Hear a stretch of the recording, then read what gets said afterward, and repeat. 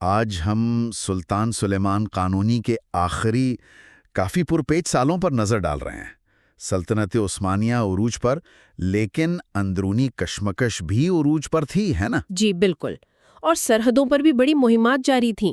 ہمارے پاس جو تاریخی تجزیہ ہے وہ خاص طور پر ان آخری سالوں کی اندرونی سیاست اور بڑی جنگوں پر روشنی ڈالتا ہے۔ تو مقصد یہ سمجھنا ہے کہ اتنے عظیم حکمران کو آخر میں کن چیلنجز کا سامنا تھا، اندرونی بھی بیرونی بھی۔ بالکل، اور ان کے فیصلوں کے نتائج کیا نکلے، آئیے دیکھتے ہیں۔ تو شروع کرتے ہیں اندرونی محاذ سے۔ سب سے پہلے تو ابراہیم پاشا کا معاملہ، بچپن کے دوست، وزیر اعظم، لیکن پھر اقتدار سے ہٹائے گئے، مارے گئے۔ کیوں؟ دیکھیں، اقتدار کی اپنی حرکیات ہوتی ہیں۔ ابراہیم کا اثر و رسوخ بہت زیادہ بڑھ گیا تھا، شاید حد سے زیادہ۔ مطلب سلطان کے لیے خطرہ بن گئے؟ کچھ ایسا ہی۔ اور پھر حرم کی سازشیں، خاص طور پر حرم سلطان، وہ بھی ایک عنصر تھیں۔ وہ انہیں اپنے بیٹوں کے راستے میں دیکھتی تھیں، تو بس ایک رات انہیں ختم کر دیا گیا۔ کتنا غیر یقینی ہوتا ہے اقتدار، ہے نا؟ اچھا، پھر شہزادہ مصطفیٰ، وہ تو بہت مقبول تھے فوج میں، عوام میں، ان کا قتل کیسے ہوا؟ مصطفیٰ واقعی قابل تھے، لیکن یہی بات ان کی مقبولیت ان کے خلاف گئی۔ حرم سلطان اور رستم پاشا نے مل کر سلطان کے کان بھرے کہ وہ بغاوت کر سکتے ہیں۔ جی، کہ وہ تخت پر نظر رکھتے ہیں، اور 1553 میں ایران مہم کے دوران سلطان نے انہیں اپنے خیمے میں بلایا اور وہیں ان کا گلا گھونٹ دیا گیا۔ اوہ، اس پر تو فوج میں بھی بہت رد عمل آیا ہوگا۔ شدید بے چینی پھیلی تھی۔ مصطفیٰ بہت ہردل عزیز تھے۔ یہ سوال اٹھا کہ کیا صحیح جانشین کو سیاسی مصلحت کی بھینٹ چڑھا دیا گیا؟ مصطفیٰ کے بعد پھر شہزادوں میں کھلی جنگ شروع ہو گئی، سلیم اور بایزید۔ جی ہاں، باقاعدہ خانہ جنگی۔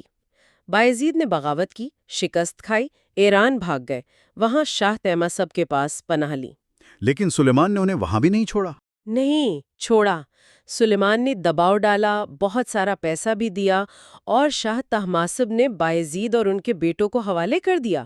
انہیں فوراً قتل کر دیا گیا۔ اپنے ہی بیٹوں کو تخت بچانے کے لیے، یہاں تک کہ اپنے داماد فرہاد پاشا کو بھی۔ جی، بدعنوانی پر پہلے معزول کیا، پھر قتل کروا دیا۔ یہ ظاہر کرتا ہے کہ تخت کی حفاظت کے لیے وہ کسی بھی حد تک جا سکتے تھے۔ تو یہ تو اندرونی محاذ تھا۔ باہر کیا چل رہا تھا؟ مالٹا کا محاصرہ 1565، یہ ایک بڑی ناکامی سمجھی جاتی ہے۔ بلا شبہ نائٹس آف سینٹ جان وہاں قابض تھے، اور وہ بحیرہ روم میں عثمانیوں کے لیے مسلسل درد سر تھے۔ سلیمان نے بہت بڑی فوج بھیجی۔ شروع میں کچھ کامیابی بھی ملی، سینٹ ایلمو قلعے پر قبضہ۔ ہاں، سینٹ ایلمو تو لے لیا، لیکن قیمت بہت بھاری تھی، ہزاروں جانیں گئیں۔ اور پھر ترگت رئیس کی موت۔ بالکل، ترگت رئیس کی شہادت بہت بڑا دھچکا تھا۔ وہ خیر الدین باربروسا کے بعد سب سے تجربہ کار امیر البحر تھے۔ ان کی موت اور نائٹس کی زبردست مزاحمت، بس عثمانی فوج آگے نہیں بڑھ سکی۔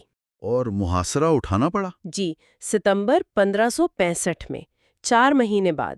یہ سلیمان کے دور کی شاید سب سے بڑی فوجی ناکامی تھی۔ اس نے بحر روم میں عثمانی طاقت کی حدیں بھی دکھا دیں۔ اور پھر ان کی آخری مہم سیزیگت وار 1566۔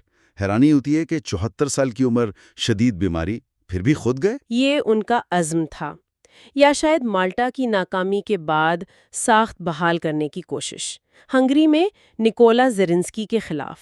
حالانکہ وہ اتنے بیمار تھے کہ پالکی میں سفر کر رہے تھے، گھوڑے پر بھی نہیں بیٹھ سکتے تھے۔ جی نہیں۔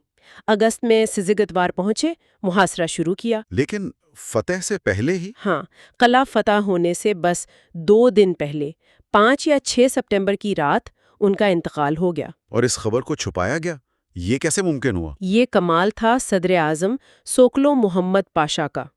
انہوں نے تقریباً 7 ہفتے تک یہ خبر فوج سے چھپائے رکھی۔ 7 ہفتے؟ جی ہاں، تاکہ فوج میں افراتفری نہ پھیلے اور جانشینی یعنی شہزادہ سلیم کا اقتدار سنبھالنا پرامن رہے۔ وہ سلطان کے نام سے احکامات جاری کرتے رہے، لاش کو محفوظ کر کے خفیہ طور پر استنبول منتقل کیا۔ کمال کی منصوبہ بندی۔ تو سلطان سلیمان کا دور، جہاں ایک طرف عروج ہے، قانون ہے، فتوحات ہیں، وہیں دوسری طرف یہ اندرونی قتل و غارت، سازشیں اور آخری سالوں کی ناکامیاں بھی ہیں۔ ان کی میراث واقعی بہت پیچیدہ ہے۔ ایک طرف 20 لاکھ مربع میل کی سلطنت، اور دوسری طرف تخت کے لیے اپنے ہی خون کو بہانے کے فیصلے۔ ان فیصلوں نے وقتی استحکام تو دیا ہوگا، لیکن آگے چل کر کیا اثرات ہوئے؟ اور یہی سوچنے کی بات ہے کہ کیا قابل شہزادوں جیسے مصطفیٰ کو ہٹانے سے سلطنت کی مستقبل کی قیادت پر منفی اثر پڑا؟ یہ ایک اہم سوال ہے جس پر غور کیا جا سکتا ہے۔